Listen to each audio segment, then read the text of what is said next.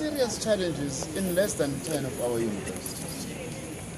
And even in those universities, the majority of students, staff, and workers want to continue with their studies. That is the issue. So we are trying by all means to encourage. Our interventions have helped. Most of the SRCs have said to me, government's increase in NSFAS, for instance, is very good news for poor students. And they are willing to give the Presidential Commission an opportunity.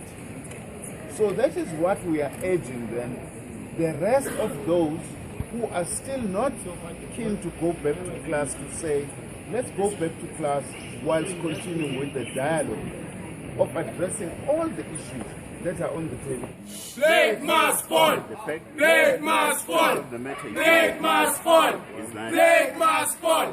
Blake must fall! Blake must fall! Blake must fall!